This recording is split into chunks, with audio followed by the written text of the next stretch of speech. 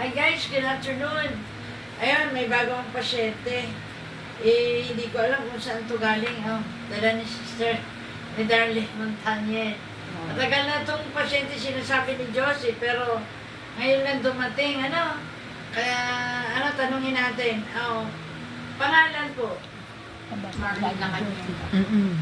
Lacanienta. Marlene Lacanienta. Parang kailangan Lacanienta. Taga Rosario Libis. Anong nangyari? Bakit na?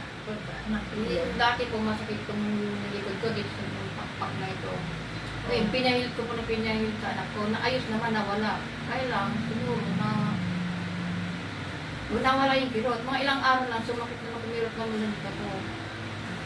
Tinig ugat ko dito, galit na galit. Tinggal maligalaw. Kunting galaw ko lang, masakit. Tapos, nag-therapy po ako. Ilang banding. Saan ka nagkatay? Dito po sa may dulo ng sumulong yung pag-akyat ko doon. Diyan sa Montfort. Opo. Sa Montfort. Seni daw pangalan, Seni. Hindi po iba yun, nanghilot naman. Yun po, sa spot naman po yun. Therapy yun sa sa pinagpa-therapy ni Sister Albina. Doon sa Montfort. Doon po. Doon sa Montfort.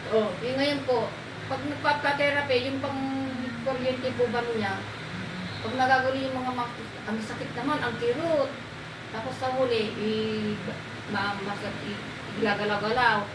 Pag napapansin ko po yun, pag umuwi na ako, sumasakit, tumigat yung mga ugat ko, galit na galit, magkikirot. Ngayon, itinigil ko muna. Ilang session ko doon. Nakatatlong buwan po siguro ako doon. Tatlong buwan? Dalawa. Basta po, doon. Dalawang buwan, hindi pa. Ngayon, itinigil ko na po. Ngayon, yung kahihilot ko, tapos pinahilot ko naman ng, hindi ko na hinilot ng madiin. Bagya-bagya, nawawala, tapos isang beses ko na pinahilot. Nawala ng awa na po naman ng Diyos, nawala yung mga kirot.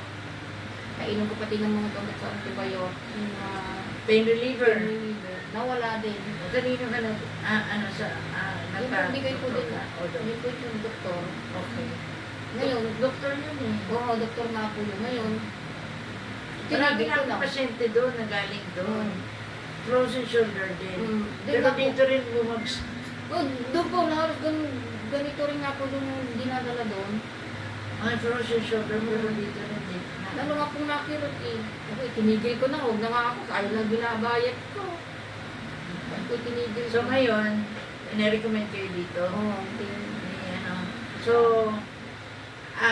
ikay ba'y naniniwala na oo. sa Panginoon walang imposible? So, gagamitan natin ng crystal oil, tapos, kasi dito faith. Sabi ng God, anak ko, pag nagkasakit ka, huwag mo ipagwalang bahala. Dumalangin ka sa Panginoon at pagagalingin ka niya. Sabi niya, pag sinabi pagagalingin, may alinlangan yun? Wala, di ba? Pagagalingin. Hindi niya sinabi na maaari kang pagalingin. Sinabi niya pagagalingin ka niya. At may pinagagawa, pagsisihan ang lahat ng kasalanan, linisin ang puso sa lahat ng bahay ng karamihan at pagbalik-loob sa akin. At saka ka magpatawag ng magagamot, sapagkat siya'y dadalangin din sa Panginoon. Siya sa Panginoon para siya'y patnubayan. At pawi, hapdi at kirot ng iyong karamdaman. Kaya magkakasala laban sa Diyos, hindi susunod sa kanyang mga gamot. So tayo dadalangin daw. So pagsisihan daw lahat ng kasalanan.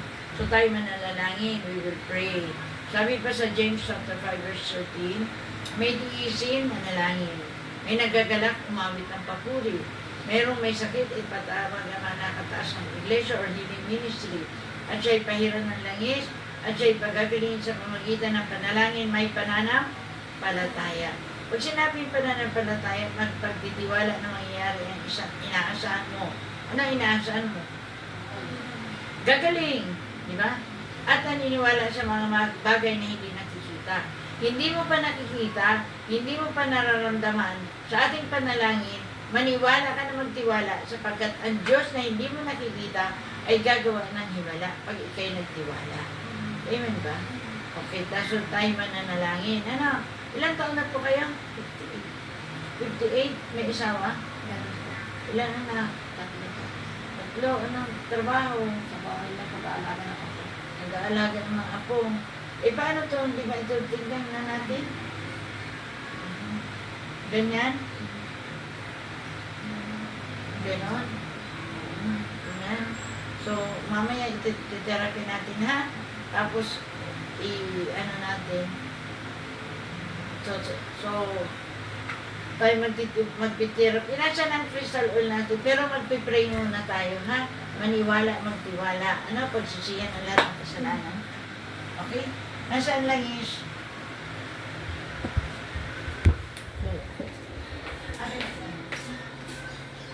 Kasi sabi, pahiran ng langis at sa niya'y pagagalingin sa pamagitan ng panalangin, may pananampalataya. Pagkat ang sabi doon, ang panalangin na a prayer of a righteous man is powerful and effective. Kaya tapat ninyo ang inyong mga kasalanan sa isa't isa upang ikay patawarin ang sa ganyan ikay pagalingin ng Panginoon. Akin na. Langis, akin na. Naanto ka man ah. Akin na tayo. Ano po kaya? Ay manalangin na. Nangalan ng Ama, ng Anak, ng Santo. Amen. Bilang Diyos sa pagpamay, o siya ko nilipupuli ang kapasalamat ng Diyos sa ipag-iihan. Dahil pagpalain mo ang putang ito. Hindi ko po siya kilala, pero kilala mo siya. Dalayan po namin, O Lord, sabi mo, pagdapat namin ang kasalanan namin sa isa't isa, upang kami patawarin. Kaya Lord, dalayan po namin, di ko man marinig ang kanyang pagsisisi, ikaw ang Diyos na kakarinig. Loobin mo po, Panginoon, ikaw ang Diyos na mamuna, balutin ng iyong biyaya ang aming panalangin upang kami, upang lahat ng aming panalangin ay iyong dilig-dilig. Gawin, naniniwala pa kami na sa oras na ito, kumikilos ka sa buhay ng aming kapatid. Naniniwala po kami na susundan mo ng himala at kabalagan ng aming therapy. Ano man ang mahawakan ng kami ng tunod instrumento ng kanyang katinungan. Kung paano pinagaling ang lahat ng pasyente namin dito na may frozen shoulders, si Joe, si Albina, si Minda, ni Yahweh, gawin mo rin po sa kanya. Panginoon, pagkat ikaw ang Diyos ng tapat at pagkita. Yahweh, salamat sa iyo namin binabalik ang lahat ng paborong parangal. Pagkat alam namin ngayon pa lang, uuwi siyang magaling, malakas, malusog, pinagpala. In Jesus' name, Amen. sabihin mo, Panginoon, ako'y naniniwala, nagtitiwala, na ikaw ang Diyos, makapangyarihan sa lahat. Narito ako upang magsuko ng aking sarili. Ano man po, anong kay aking pagkukulang, patawarin mo po ako. At alam ko na ikaw ang Diyos na mahabagin at maawain. Sa ngalan ni Jesus, inaangkin ko po na ngayon pa lang, sa po ng aking buong hanggan, ako'y iyon ang tinatawad. Panginoong Jesus, binubuksan ko po aking puso upang tanggapin ka bilang Panginoon, tagapagligtas, mananakop, ang gagamot, hari na buhay ko. Ano ako'y nagtitiwala na ngayon pa lang, sa ngalan ni Jesus, uwi akong magaling, malakas, malusog, tagumpay. Hindi nag-alinlangan pagkat ikaw ang Diyos na nagpapagaling. Ikaw ang Diyos na makapangyarihan sa lahat. Salamat po, Ama, sa iyong papurit parangal. In Jesus' name, dakilang Diyos pagpala mo, salamat sa biyahan mo. Balutin siya ng banal ng dugo ni Jesus mo lang para makita ng kaaway at sundan ng iyong biyaya at uwi siya punong-puno ng pananampalataya. In Jesus' name, Amen.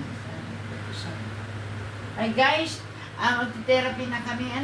So makikita niyo po ang aming therapy para lahat ng mga may frozen shoulder ay sundan din at makita rin ang paano mag-therapy para kayo din ay matuto sa pangalan ni Jesus.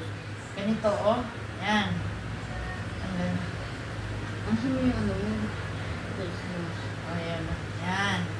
Ito muna, mamaya bago, dito lang sa balikat, malaking bagay na. Kaya, sa lahat ng nanonood, pakinggan, panoorin, para kayo rin ay matuto. Ayan, rubbing, using crystal herbal oil. Yan, kita mo. Ayan ako, masakit na nga. Ha? Dito na nga po, bakit na nga. O, sige, okay. O, relax ka lang, ha? Okay, yan. Hi guys, ganito, tingnan mo, oh. Ang daming mga bilog-bilog. No? Yan, oh. Yan. Mm. Basta ang haplos dito, puro pataas, no? Pataas ang mga, ano, para, ang center point dito is ang heart. Heart ang center point. Siya mismo ang magsasabi mamaya kung ano ang nangyari. At ngayon pa lang ako inaniwala, siya ay makakaranas na ng ganito. Sa ngalan ni Jesus.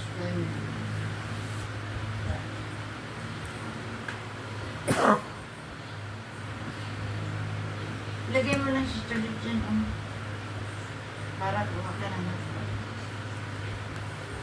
Yan.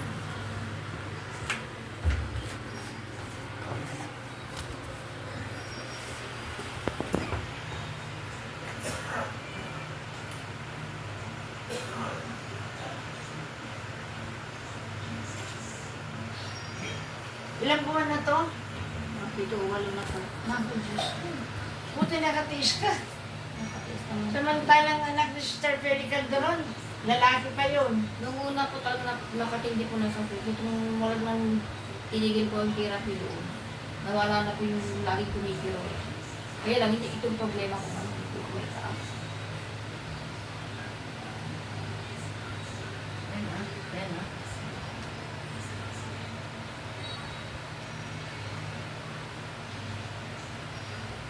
Yung therapy na. Starlit sa bag. Nakakuha po. Yan ah. Hi guys, pataas. Si John ang nangyari ganito, di ba? Sabi nga sa akin. Sabi niya, Oo. pinahilot na nga doon yung kagad sa inyo. Iwan na kasi akong kilalang ganito eh. Kundi lang ito na nagkita kami. Ah, siya ba ang nakapagturo sa'yo? Tapos itong nakaraan na araw naman, hindi kami natutuloy ni Josie. Kasi may alaga ko ako. Ngayon wala sila. Ikaw ang hindi matuloy-tuloy.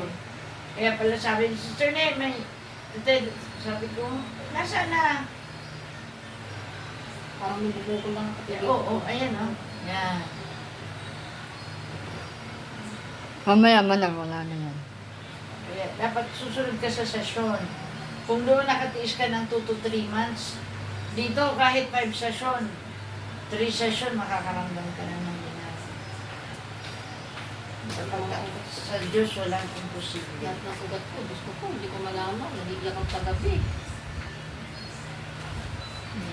Sa alaga ko pang bata, hindi ko, parang nakisipa. Magpakandaiyak ako.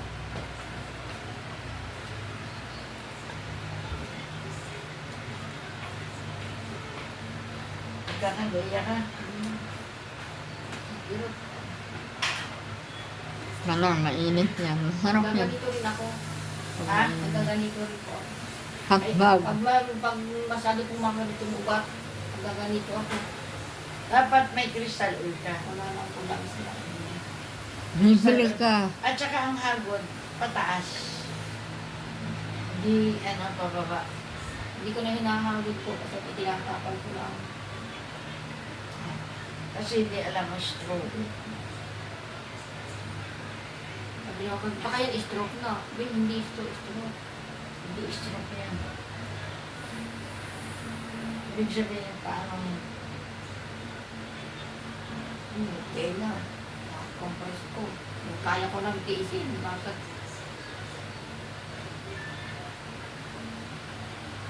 Kukulang ako sa kwarto. Nag-uugad ako. Compress ko sa likod. Hindi ko kasi nag-compress ko lang.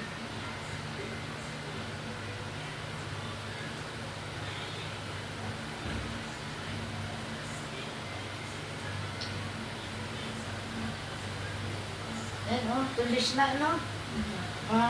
Kasi ang ating system ay muscular at skeletal system. Ang muscle at saka buto ay magkatandem yan. Kasi ang muscle ang nagko-cover ng buto. Pagkalabas ng buto, may pain. Kaya ayan, no? Labas na yung buto. Kasi pag minsan ko nakatagilid ko ako dito, parang yung dalawang buto naglilisan. Yan, no? dito sa Pilipinas ko, nahiya, nakakaliya magpalilot. Mga kilikili ko, mga ngamit. Ano? Nahiya pa ko magpahit kasi hindi ko napapahagin. Kilikili ko, baka mamaya may pawis na ako. Talagang ganon. Hindi ko nahihilit ang pagpaligo.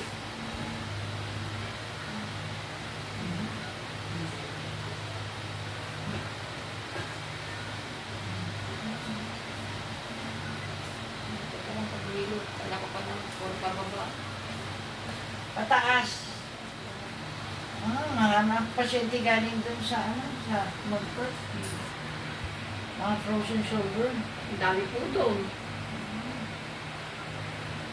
Iba, yung daliri lang, hindi may galaw. Ako. Frozen. Yan. Anak ng bagay yan.